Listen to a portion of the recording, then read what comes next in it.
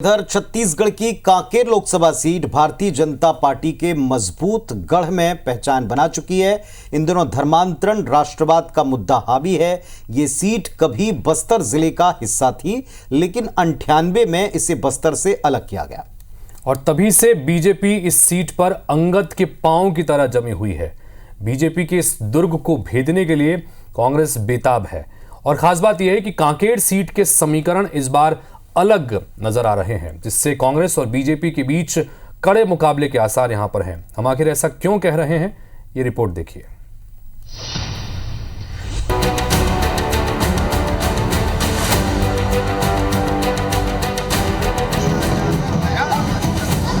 छत्तीसगढ़ की Kanker Lok Sabha seat BJP का मजबूत गढ़ होने के बावजूद मौजूदा सांसद मोहन मंडावी का टिकट काटकर पार्टी ने यहां से अंतागढ़ विधायक भोजराज नाग को मैदान में उतारा। उनका मुकाबला कांग्रेस के बीरेश ठाकुर से। अनुसूचित जनजाति के लिए आरक्षित इस सीट पर धर्मांतरण और राष्ट्रवाद को लेकर बहस गर्म है और इसे भुनाने बीजेपी ने कोई कोर कसर नहीं छोड़ी। बात अगर इस सीट के मौजूदा सियासी समीकरण की करें तो इस सीट में आने वाली 8 विधानसभा क्षेत्रों में से 5 पर कांग्रेस का कब्जा है। साल 1996 तक इस निर्वाचन क्षेत्र पर कांग्रेस का दबदबा रहा। कांग्रेस के अरविंद नेताम 5 बार यहां से सांसद रहे, लेकिन 1998 में अलग जिला बनने के बाद से ये सीट बीजेपी के गढ़ के तौर पर पहचान बना चुकी है। कांकेर की 51% आबादी आदिवासी है, 44% ओबीसी वोटर हैं और सामान्य वर्ग के वोटर्स का प्रतिशत 5% है। यही वजह है कि यहाँ जातिगत समीकरण काम नहीं करते, लेकिन धर्म का मुद्दा हावी है और बीजेपी इसे भुनाकर लगातार चुनाव जीतती आई है। वहीं बीजेपी का गढ़ होने के बावजूद 2019 के लोकसभा चुनाव में यहाँ बड़ा दिलचस्प मुकाबला देखने को मिला था। बीजेपी प्रत्याशी मोहन मंडावी सिर्फ 1% वोटों के अंतर से यहाँ चुनाव जीत पाए। उन्हें 5,46,233 मत मिले, जो कि वोटों का 47.1% था।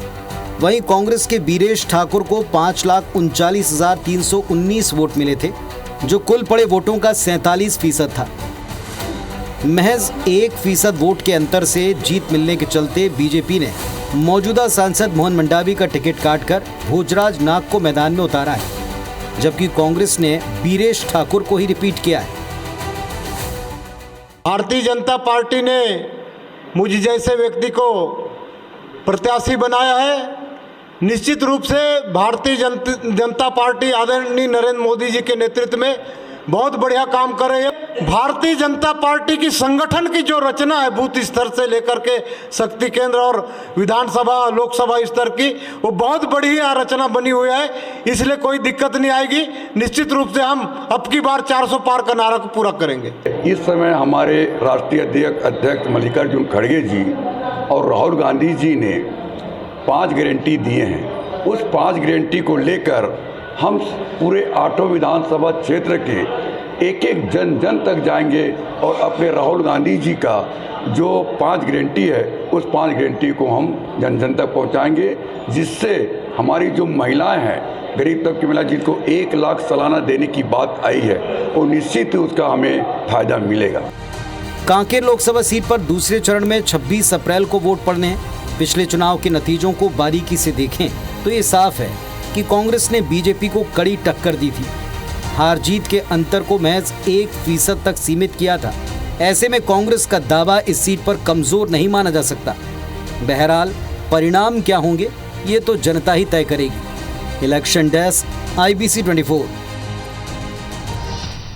तो मजबूत कैंडिडेट या दमदार पार्टी, इस बार इलेक्शन में ये एंगल कांकेर में दिखता, लेकिन हर गुजरते दिन और घंटे के साथ तस्वीर बदलती है। उसी कांकेर में आज नक्सलियों के खिलाफ हुए बड़े एक्शन का जनमानस पर क्या असर पड़ेगा?